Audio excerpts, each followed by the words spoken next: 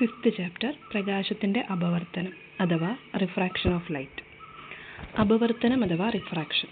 ഒരു മാധ്യമത്തിൽ നിന്ന് മറ്റൊന്നിലേക്ക് പ്രകാശം ചെരിഞ്ഞ് പതിക്കുമ്പോൾ മാധ്യമത്തിൻ്റെ വിഭജന തലത്തിൽ പാതയ്ക്ക് വ്യതിയാനം സംഭവിക്കുന്നു. പ്രകാശിക സാന്ദ്രത ഒപ്റ്റിക്കൽ ഡെൻസിറ്റി പ്രകാശവേഗതയെ സ്വാധീനിക്കാനുള്ള ഒരു മാധ്യമത്തിൻ്റെ കഴിവാണ് പ്രകാശിക സാന്ദ്രത. വായുവിൽ നിന്ന് ഗ്ലാസ്സിലേക്ക് പോകുമ്പോൾ അപവർത്തന രശ്മി ലംബത്തോട് അടുക്കുന്നു. ഗ്ലാസ്സിൽ നിന്ന് വായുവിലേക്ക് പോകുമ്പോൾ അപവർത്തന രശ്മി ലംബത്തിൽ നിന്ന് അകലുന്നു.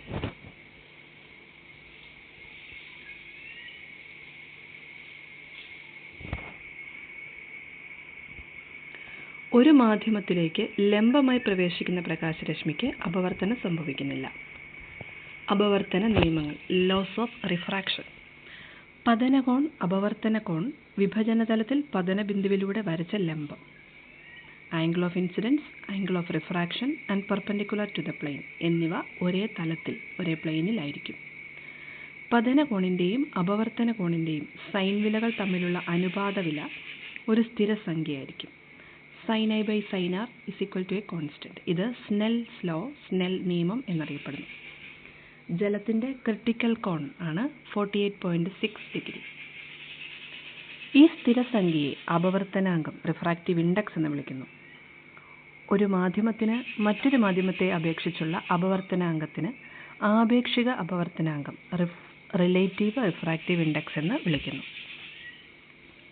ശൂന്യതയെ അപേക്ഷിച്ച് ഒരു മാധ്യമത്തിൻ്റെ അപവർത്തനാങ്കത്തെ കേവല അപവർത്തനാങ്കം അബ്സല്യൂട്ട് റിഫ്രാക്റ്റീവ് ഇൻഡെക്സ് എന്ന് വിളിക്കുന്നു.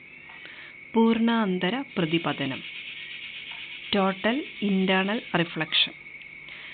പ്രകാശസാന്ദ്രത കൂടിയ മാധ്യമത്തിൽ നിന്ന് കുറഞ്ഞ മാധ്യമത്തിലേക്ക് ക്രിട്ടിക്കൽ കോണിനേക്കാൾ കൂടിയ പതനകോണിൽ പ്രകാശരശ്മി പ്രവേശിക്കുമ്പോൾ അത് ആ മാധ്യമത്തിലേക്ക് തന്നെ പ്രതിപതിക്കുന്നു, റിഫ്ലക്റ്റ് ചെയ്യുന്നു, അകത്തേക്ക് തന്നെ.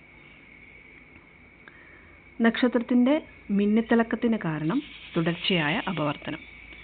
പെൻസില് ഗ്ലാസ്സിലെ ജലത്തിൽ ഒടിഞ്ഞതായി കാണുന്നത് അപവർത്തനം കാരണം. അക്വേറിയത്തിൻ്റെ അടിത്തട്ട് ജലോപരിതലത്തിൽ പ്രതിപദിക്കുന്നതായി തോന്നുന്നത് പൂർണ്ണാന്തര പ്രതിപതനം കാരണമാണ്.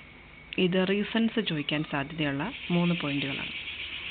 പൂർണ്ണാന്തര പ്രതിപതനം അഥവാ ടോട്ടൽ ഇൻറ്റേർണൽ റിഫ്ലക്ഷൻ്റെ ആപ്ലിക്കേഷൻസ് ആണ് എൻഡോസ്കോപ്പിയിൽ, ചികിത്സാ രംഗത്തെ എൻഡോസ്കോപ്പി, വാർത്താവിനിമയ രംഗത്ത് ഒപ്റ്റിക്കൽ ഫൈബറിൽ ഉപയോഗിക്കുന്നു.